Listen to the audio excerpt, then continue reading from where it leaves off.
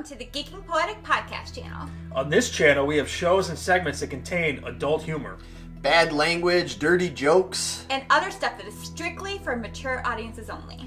So if you're too young or too sensitive for this kind of material, then please do not watch our channel or our videos. This channel is not for you. Thanks much. And now, on with the show!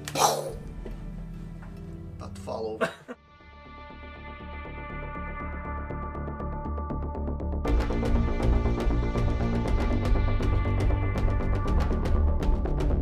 And what's going on, everybody? Welcome to another episode of Geeking Poetic. And we are here with something special to talk about, which is none other than, you might be able to guess by this awesome banner behind our heads here. We're here to talk about The Mandalorian. Yay! Yay! Yeah, we're here to talk about Mandalorian. We did do like a whole series kind of retrospective thing about the first season of Mandalorian. Mm-hmm. And that was cool, but we waited until the whole season was over, and then we decided to just do like a big umbrella kind of Talk about it all. exactly. General thoughts on it. And it was hard because there was so many like little details and things that we forgot about. And after we were done, we were like, oh, we should have brought this up. We should have talked about that. So this time we're going to do it episode by episode. And we will keep it shorter than that because since we're only doing episodes, it doesn't need to be an hour long or anything like the other thing was. We'll see. Yeah, well, we'll try to keep it short. But for those that don't know, we are your three hosts of Geeking Poetic. I am Larry Roberts. Across the way from me is none other than Vito. And then the Mandalorian in the middle, our own Baby Yoda of sorts, because...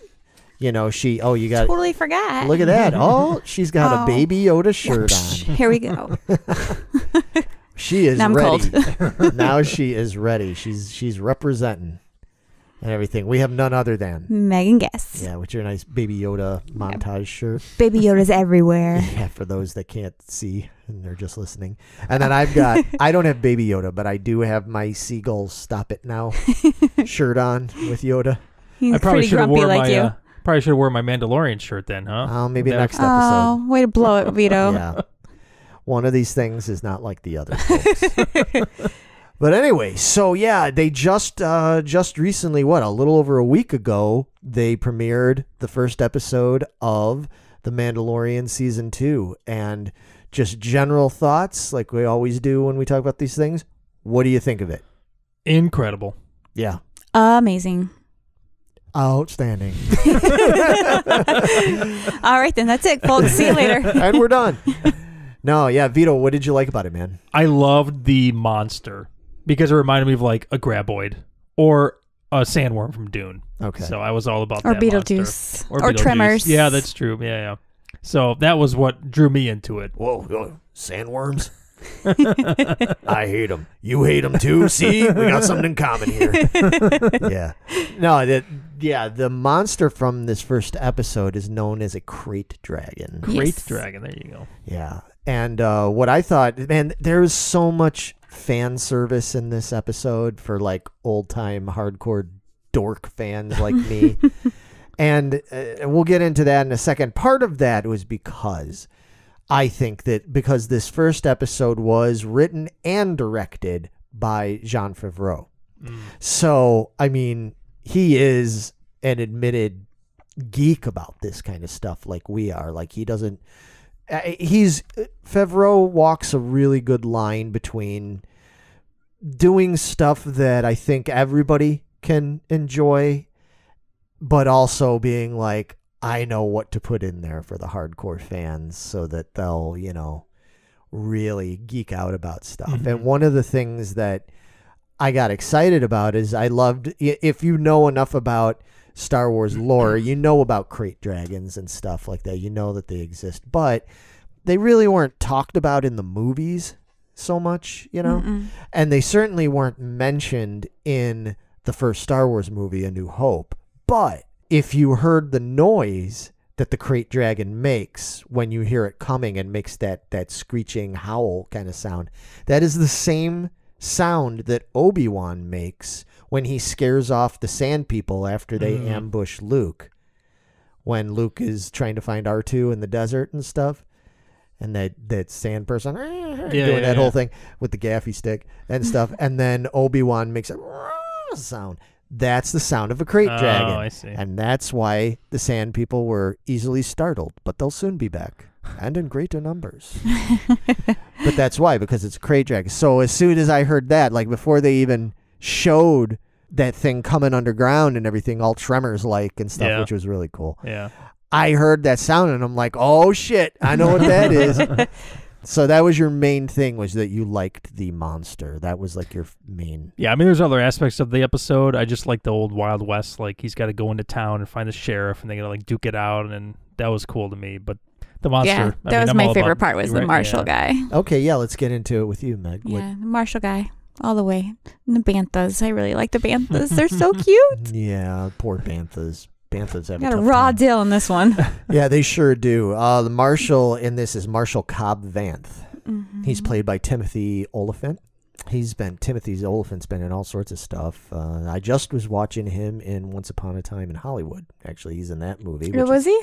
Yep, he's in that one. He's been in all sorts of stuff and everything. He's a good actor. I thought he did a great job as yeah, Marshal I really Vanth. enjoyed him. He was a fun character. Yeah, it was cool. As soon as you saw him take that helmet off and put it on the table, you were like, wait a minute.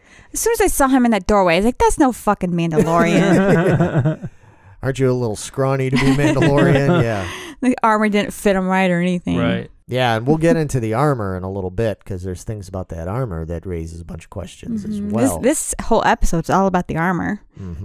Sure is. Do I even need to say? I mean, I put it in the title and everything, but Spoilers. this is not a spoiler-free discussion. If you haven't watched it yet and you're like, I don't want it to be spoiled, then I highly suggest you don't watch or listen to this, because we're going to go into detail about stuff. So you've had your warning. If you're still with us, then let's move along. But yeah, so that was your favorite aspect of it? I really enjoyed the Marshal. Yeah. He cracked me up. He was easy on the eyes. Oh, okay. Okay. Like a true Southern girl, she would fall for the Marshal. Yeah, sure did. Yeah, for me, I'm with you guys. I loved the whole crate dragon aspect of it, that kind of like the tension that came from that. I loved the Wild West aspect, which, permeated a lot of the first season too. They really took it to the next level with this one. I really liked how they made more of a story now out of the Tusken Raiders, out of the Sand People. Ever since I was little, I always thought they were fascinating. They were one of my favorite action figures, was the Sand People and stuff. What do they believe in? What are they about? So just like in season 1, where we had the episode that was all centered around the Jawas, and we got to see a little bit more of like Jawas and how they behave, and not too many surprises there, I guess, other than that they like to eat really gross eggs and stuff. Ugh, that scene really still disgusts me from that. This wasn't much better, because then when they go digging into that crate dragon carcass, I was like, ugh, these people are gross, man. I'm having ribs tonight. Yeah. So basically the whole like center topic of the episode is the fact that the Mandalorian is trying to find other Mandalorians. They're trying to figure out where to take the child to find its people, its kind, and everything. And he has no idea where the Mandalorians are, because they're always in hiding and secret and everything. And so he gets a tip from Gor Koresh. Isn't that his name? Yes, something like that. Yeah. Gor Koresh. That one-eyed, one-horn, flying purple people. He was green though, wasn't he? Yeah, exactly. He was green. And I didn't... Green with greed. Yeah, he was. I didn't realize that voice when I was watching it until later. I didn't realize that was John Leguizamo doing the voice. Me either. And I saw his name at the end credits. I was like, wait a minute, who's John Leguizamo in this episode? And then my buddy was like, oh, it's that one-eyed guy. I was like, really? No shit, man. Yeah. I had no idea. Yeah. Well, he was played by a different actor and just In the voiced song. by him. Oh, okay. Yeah. Right. Leguizamo just did the voice for it? Yeah. Oh, okay. Well, Leguizamo's great with voices, Yeah. man. He's done a lot of that kind of stuff. So he finds that asshole at some fights and everything, and some kind of, it was Gamorrean guard fights, which was pretty interesting. Yeah. And go figure, this Gore guy tries to double cross Mando and won't give him the information. Instead, he wants to steal his Beskar armor. That does not go so well for him, which was, I thought the beginning of it was great. That was a great way to start. That was a great opening. Yeah, great way to start the episode. A lot of action and tension right off the bat. He ends up finding out that he has to go back to Tatooine, and that is where he runs into the Marshal, Megan's favorite. Yep. And turns out the Marshal is wearing Mandalorian armor. I mean, not just any, maybe. Well, yeah, let's just address the 800-pound elephant in the room right now. The 200-pound olephant in the room right now. That armor looks an awful lot like Boba Fett's armor. Yes, Just a little bit. Yeah, just a little bit. Maybe a lot of it. And it's on Tatooine, which was the last place we saw Boba Fett. And Boba Fett had, at that point, I forget exactly how long this is supposed to be. It's supposed to be like 6 to 8 years after the events in Return of the Jedi, if I recall. So Boba Fett hasn't been gone that long. The last we know is that he fell into a Sarlacc pit.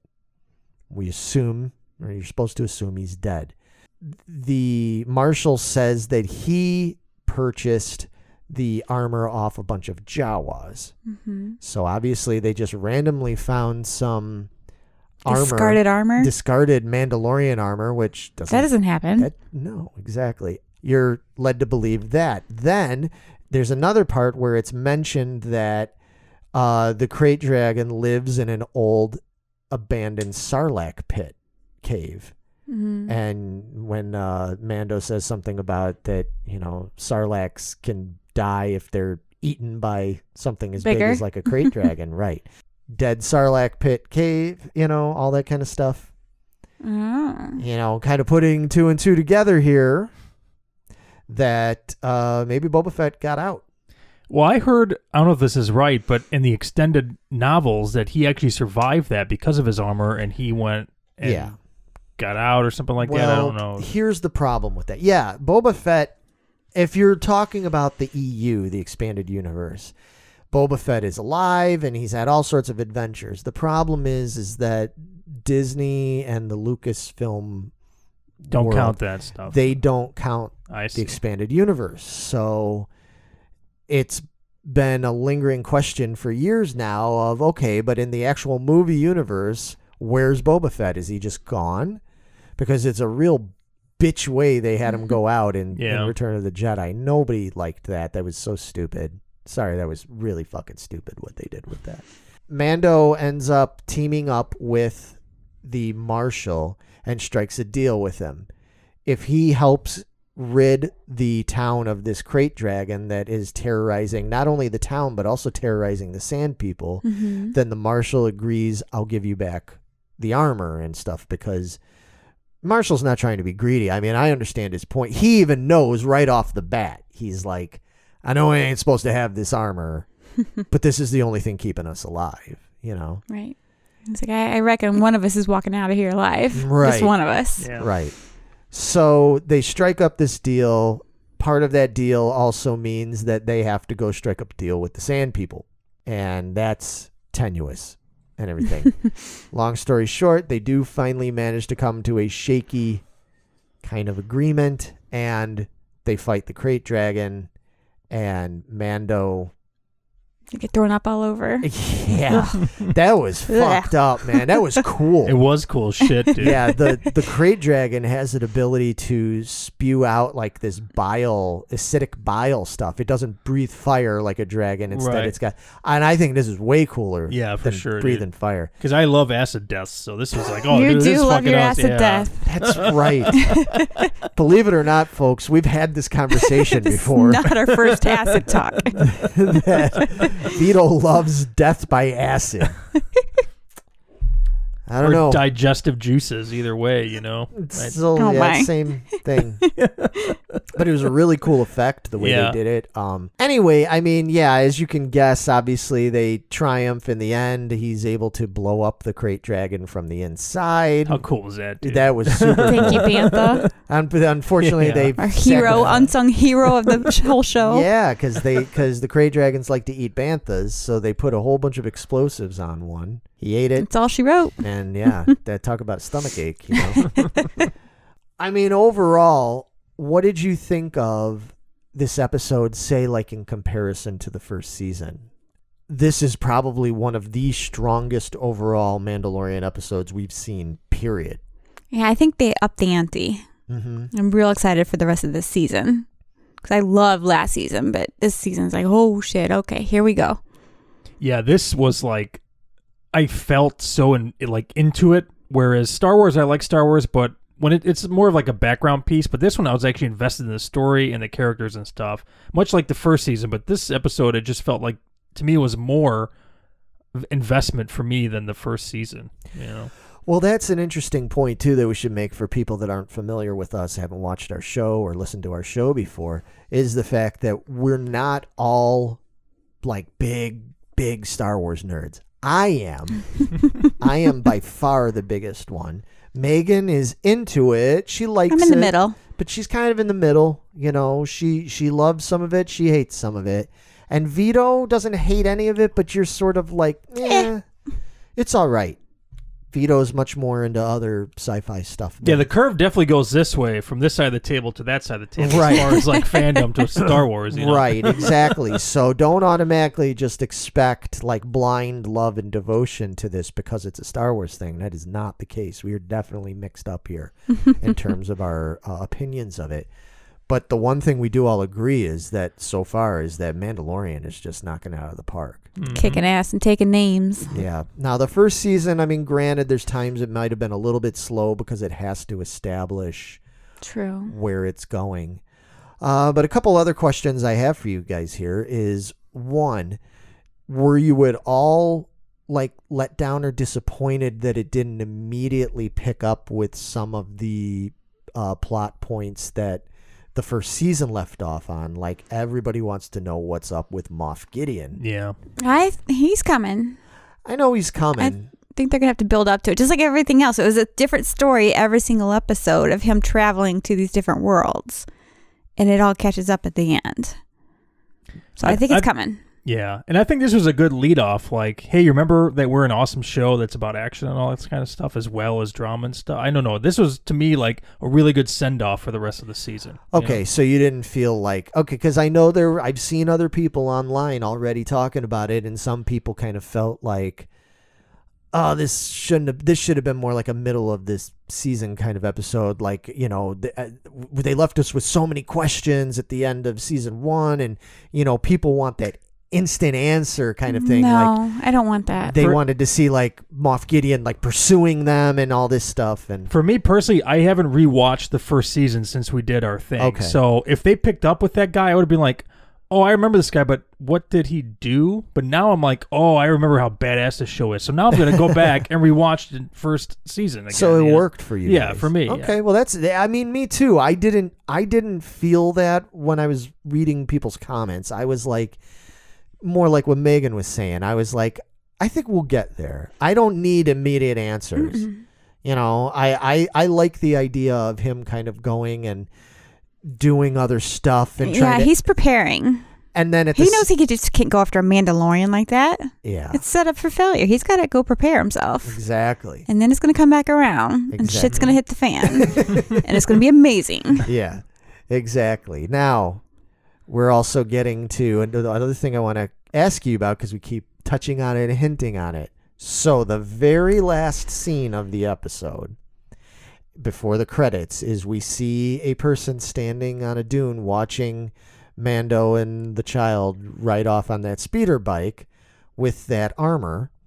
And the guy turns around, and it is very obviously, it is a clone offspring of Jango Fett, because that's his face, that's his whole thing, that's played by that same actor.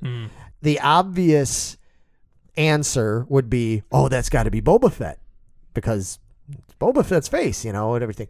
However, the thing to consider is that Boba Fett also shares a likeness with all the other clones that were around. Fives, Captain Rex, all these other, all these different people. So, do you think that there's a chance that could not be Boba Fett? Like, are we being led to believe, like, oh, that's got to be Boba Fett because there's the armor and now they're showing him and everything? Like, or do you think that could possibly be some sort of misdirection where we're going to find out that, in fact, that's just some, like, leftover clone, I hope it's the leftover clone, because I find the leftover clones much more fascinating than Boba Fett himself. Wow. Yeah. I don't know. I think it's Boba Fett. It's an awful lot of lead up and teasing for us for it not to turn out to be Boba Fett. Right. My problem is this. It feels like for them to reveal that right at the beginning like that and just give that away. It was one thing to show us the armor. Right? Like being like, dude, that's Boba Fett's stuff, like, oh, but then at the very end of the first episode to suddenly show like, oh, there's Boba Fett. It's like, well, fuck, that's a giveaway. You know what I mean? Like I feel that's why I'm like, I can't decide if like that's legitimately supposed to be Boba Fett, or are we being misled to think that because they set it all up? Maybe it's a clone and he's going to lead them to the real Boba Fett. Could be. And you get both worlds. Maybe. Yeah. Maybe. Because, cool. Here's the weird thing. Now, I'm all for, again, because I'm a fanboy, I'm all for seeing Boba Fett. I know they've been talking about that they're still going to do a Boba Fett series and all that kind of stuff. And obviously, if this is Boba Fett, it's going to launch from this. But I'm not as excited as I was a couple of years ago about a Boba Fett show and return, because even though they're different characters and everything, Mandalorian has kind of filled that void for me. Okay. You know what I interesting. mean? Because I know how much you love Boba Fett. Yeah. Oh, of course. Wow, that's real interesting to hear. Yeah. But I'm not, don't get me wrong. Of course, if they still say, oh, here's Boba Fett, I'm going to be excited about it. But I'm not going to have that same feeling of like, we need that story. You know what I mean? Because I'm getting what I initially thought I would have wanted out of that. I'm getting a lot of that from The Mandalorian. So I will be very curious to see if they do go through with it and bring back Boba Fett, just what they're going to do with it. Because there's other characters that they're talking about bringing in into The Mandalorian, like Ahsoka Tano from the Clone Wars and stuff. Very popular character from the Clone Wars. Everybody's been, buzzing about her inclusion and stuff. So, I mean, and then they're talking about, oh, well, they're going to offshoot that. And I'm just like, okay, I don't know if we need I don't want offshoots. 10 offshoots from The Mandalorian. I mean, they're talking about coming out with Kenobi. They're already working on Kenobi. That's going to rule the fucking world because Kenobi is my favorite Star Wars character that has been since I was a kid. And it's got Ewan McGregor.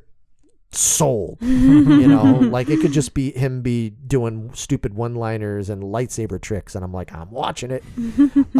So yeah, I don't know. I can't decide how I feel about the Boba Fett thing and if that's legitimately Boba, but I guess we'll see. We'll have to see where they go with it. They keep teasing it. I'm assuming that was his boot and spur and everything we saw back in the first season. Remember, we kept getting them little teases when he was on Tatooine. It's a lot of teasing of Boba Fett. Yeah. Not to pay off. Right, exactly. Yeah, because I remember that first season, like, was that Boba Fett Shadow? It was Boba Fett Shadow. Yep. And for somebody like me who's a big Star Wars nerd and loves all the little details and the little, fan service stuff, I got really excited when he landed back in Tatooine at Pelimoto. Hello, Moto. How great would it have been if he got off the ship and said Hello, that? Moto. People probably wouldn't even remember that now. Yeah. So. Played by Amy Sedaris, and she's great. She had some nice little light humor into things. But when she calls for her R5 droid. Now, there's a lot of R5 droids out there. Like, there's a lot of R2s. You know, they're not just all R2-D2. There's tons of them. But when that R5 droid comes rolling up, and they did a nice little shot of it from behind, and you could see the top of the R5 unit, and you notice that one panel is all splotchy and burnt and everything. And that's because that's fucking R5-D4 from A New Hope, when he had a bad motivator. Oh, is it? Yeah, when he blew out, and he says, Uncle Owen, this unit's got a bad motivator. That was R5-D4 and everything. So he wound up with Pelimoto and everything. I mean, I'm assuming, I haven't read anything that says that's for sure R5-D4. Dude, it's fucking R5-D4. And that was really exciting to me because I love R5-D4. I have every R5-D4 toy under the sun. I think I literally have every R5-D4 toy that they've ever made. I like the droids, man. You do love your droids. You know, Power Droid, R5-D4, all the 8D8, EV99, all those motherfuckers. I love them all. Anyway. So, like, things like that, or having a Weequay working at the bar there in the town and everything. Seeing Weequay, you know him from Jabba's Palace and the sail barge and all that stuff.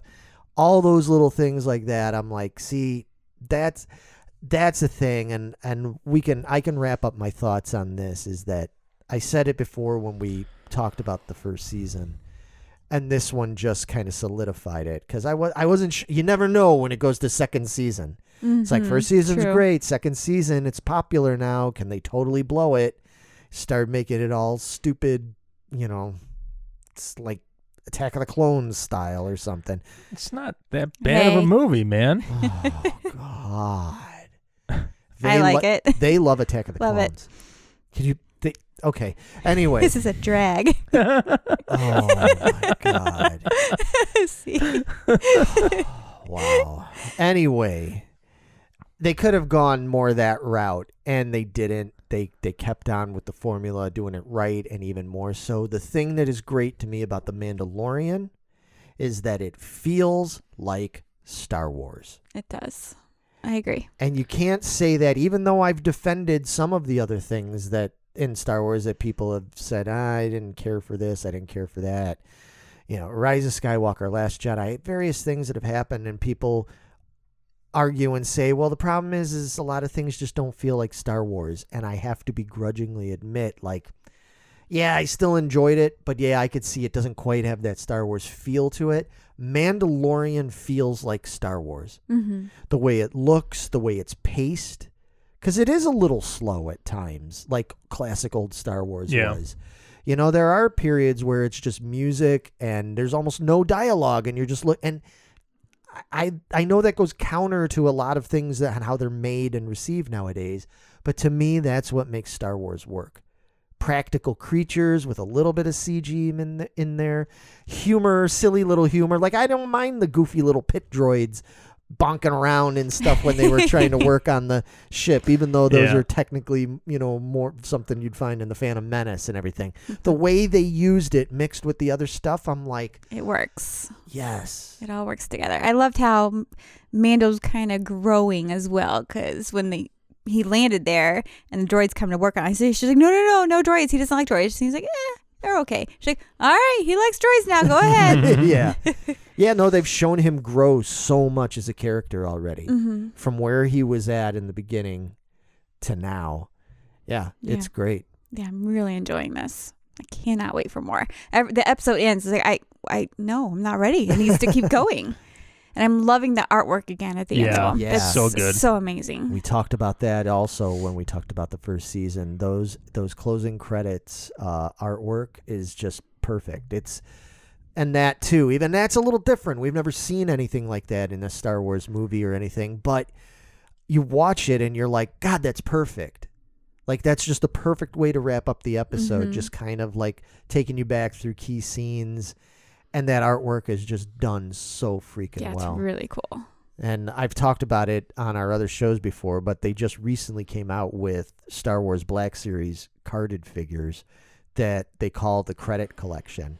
And the artwork on the card and even the deco of the figures themselves is done to look like that closing credit artwork, and just They're as a really testament. cool looking. Yeah, exactly. Just as a testament how awesome that artwork is. They actually made figures specifically for that, and plugging that now. But with that, I think that's all we really got to say about it, folks. We want to hear from you. What did you think of the episode? What were your favorite parts? Did you agree with us about what we liked? And there wasn't really anything we disliked. I can't think of anything. I mean, we Besides the Bantha's dying. Yeah, that was a bummer. But I mean, we will, if there's things we don't like, we're definitely going to bring it up. We're not just going to automatically love it all. But yeah, this episode, man, I watched this episode 3 times? Have you really? Jesus. Wow. Watched it 3 That doesn't times. surprise me, actually. Well, the nice thing about it is they're Digestible. easily digestible. It's not like it's 2-hour movie. It's short and interesting, and there's so many little things I want to catch, especially if we're going to talk about it here. Mm-hmm. So yep, I watched it 3 times, and it was really good. Excellent. Outstanding. Superb. And we're going to be right back in a few days. You will see. If you like this, let us know. Subscribe, like, share, comment, all that stuff. But we will be back in a few days with our retrospective discussion of episode number 2. Yes, we will. And with that, may the force be with you. This is the way. What way? Our way. My way. Or the highway. Exactly. Life is a highway, Vito. I want to ride it all night long. God. All right. We're out of here. We're done. We'll be back soon with episode 2. See ya. Bye.